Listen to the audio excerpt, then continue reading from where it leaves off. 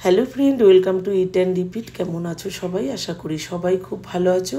আর আজকে কোনো রেসিপি নয়, আজকে রেসিপিগুলো আমি যা যা মশলা দিয়ে বানাই সেগুলোই তোমাদের সাথে শেয়ার করব। এখানে দেখো জিরে খুব ভালো করে ধুয়ে, জিরে ধনে খুব ভালো করে ধুয়ে তারপরে রোদে শুকিয়েছি।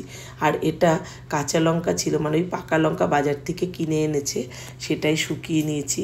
আর এত সুন্দর টকটকে লাল কীভাবে হয় এই লঙ্কার রেসিপিও তোমাদের, শুকনো লঙ্কা বানানোর রেসিপিও একবার দিয়েছিলাম, তবে আরও একবার বলবো। আর এটা বানাবো চাটনির মশলা আছে, সর্ষে, একটু মেথি আর মৌরি। আর এটা বানাবো গরম মশলা, সাজিরে, সামরিচ, স্টার অনিস, তারপরে লবঙ্গ, এলাচ, দারচিনি, জায়ফল, জয়িত্রী সব কিছু দিয়ে, আর তেজপাতাও এর মধ্যে দুটো দেবো, সেটাও দিতে ভুলে গেছি। তেজপাতাটা দিয়েও কিন্তু গরম মশলাটা তৈরি করব। আর এটা বানাবো শুক্তোর মশলা।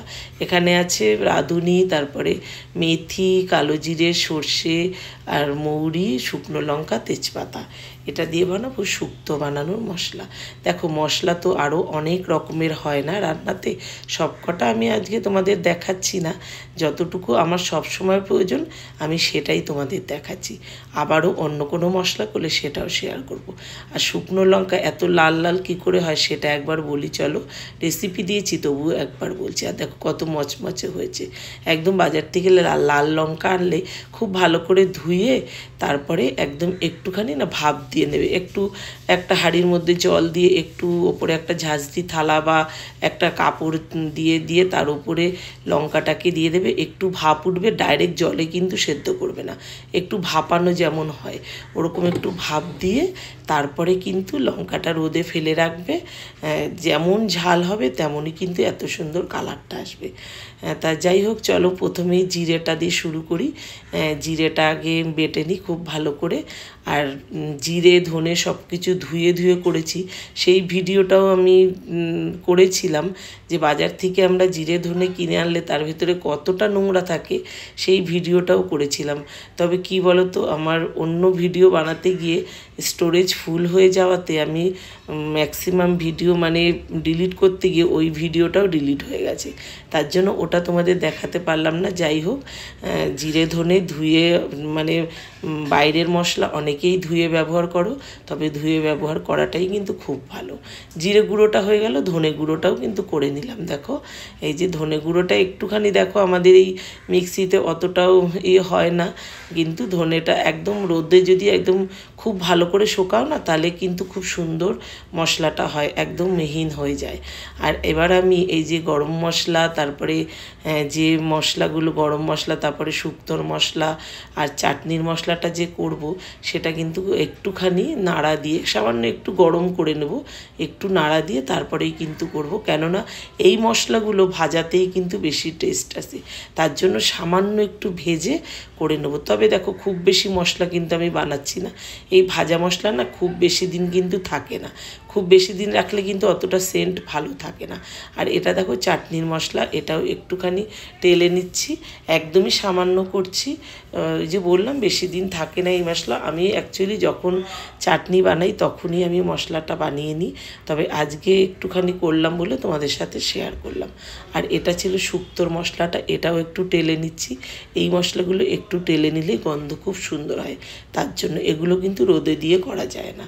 তারপরে হয়ে গেল, ওদিকে ওই মশলাগুলো একটু ঠান্ডা করে নিতে হবে, ঠান্ডা না করে নিলে না মশলাটার গন্ধ একদম নষ্ট হয়ে যায়।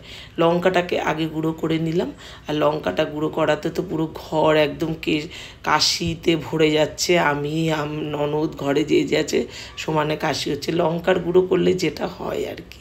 যাই হোক, লঙ্কার গুঁড়োটা দেখতেই পারলে মনে হলো জানি অত রং হয়নি, কিন্তু কি বলো তো, বাইরের লঙ্কার গুঁড়ো তো নিশ্চয়ই কালার মেশায়, আমরা তো সেটা মেশাই না, একদমই অরিজিনাল জিনিসটা পাচ্ছি, খুব সুন্দর কালার এসছে। তবুও যদি মনে করো কালার আরও দেবে, কাশ্মীরি লঙ্কা ব্যবহার করো।